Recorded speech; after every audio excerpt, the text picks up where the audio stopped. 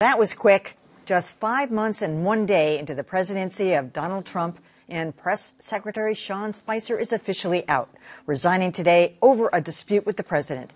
His stormy tenure will go down as the shortest in recent memory, but oh, what a tenure it has been.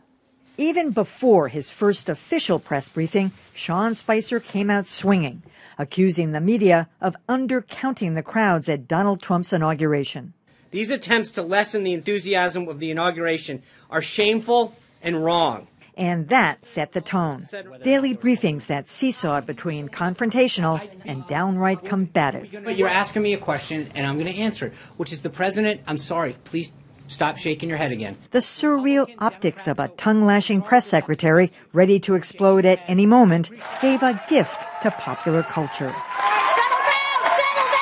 But Spicer was also in a difficult position, having to fend off daily questions about possible ties between the Trump campaign and Russia. If the president puts Russian salad dressing on his salad tonight, somehow that's a Russian connection. And he struggled to answer for his boss's erratic and nasty posts on social media. I think that his comments and his tweets speak for themselves with respect to how he feels and why. In recent weeks, Spicer was seen less often, giving way to the softer sting of Sarah Huckabee Sanders. Where is Sean? He's here today. Why didn't he come out? Note to Sean there might be an opening on Saturday Night Live. Well, the interesting thing to me is that he actually quit over a principle. It wasn't because of his combative relationship with the media. I mean, I think he thought Anthony Scaramucci was going to be reporting to him and was going to be his boss. But he said, this isn't the right guy. He doesn't have any experience with the news media at all. Not that Sean Spicer had a whole lot himself. But he's really a sycophant of the president.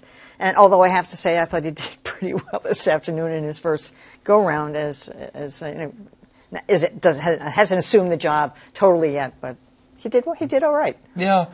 You know, one of the things that strikes me about this is that you've got some veteran press people in the Republican Party who stepped forward to help this president, Sean Spicer, Kellyanne Conway, and within a matter of weeks or months, their reputation was in tatters.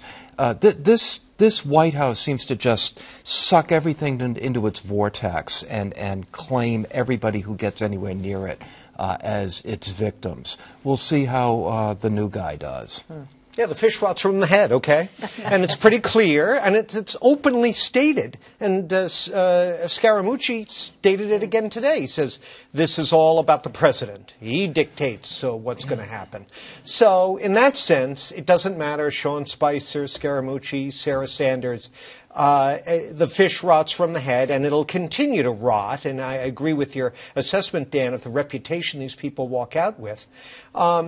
And, you know, to the extent that there's a phone or an iPad on that lectern and he's sending messages, we know he is during these briefings, it's going to continue to be micromanaged. So in that way, in a way it's good because you, instead of just getting the usual BS spin from the press secretary, which we've been getting from time immemorial, you really do get a sense of what's going on with the man at the top, because he's using these poor people as mannequins through which to speak.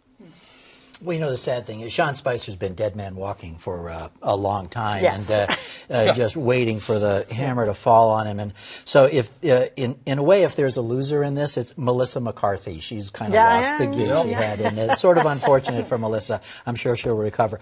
But for Sean Spicer, the good thing is he got to say, I quit, rather than wait to hear, you're fired. So you can walk out and say, you can't fire me, I quit, and here he goes. We'll see where it ends up. But the one thing I do think is another positive for him, if you watch Sean Spicer over these past 6 months, his wardrobe has gotten better and better. Well, that's because of Melissa McCarthy. He has her to thank for that. Yeah.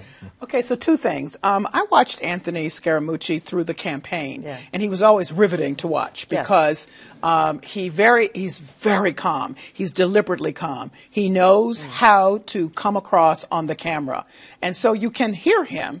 I thought it was fascinating to watch him during the campaign take what was clearly crazy to me and turned it into something that sounded actually plausible after he got done. So in that respect, great man for the job. He's the best guy for it. Unfortunately, he will not be at the podium. Sarah Huckabee will. Well, we'll see. So that's what's going to happen there. Who's going to hire Sean Spicer? What cable network?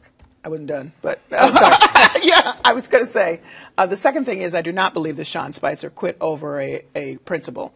I think that he was waiting for an opening, and that this gave him a decent one in which to leave. He could say, "Listen, I don't agree with this hiring," but I think that he. To Tom's point, he would like to have left under his own power, and he was trying to figure out how to do that without looking bad. He did tweet out, "It's been an honor and a privilege to serve at POTUS, at Real Donald Trump. This amazing country, I will continue through August." So, and who will hire him as a consulting firm in about a nanosecond. In answer to your question, CNN has already said no, and Spicer's going on the Sean Hannity show, so Fox News. All right.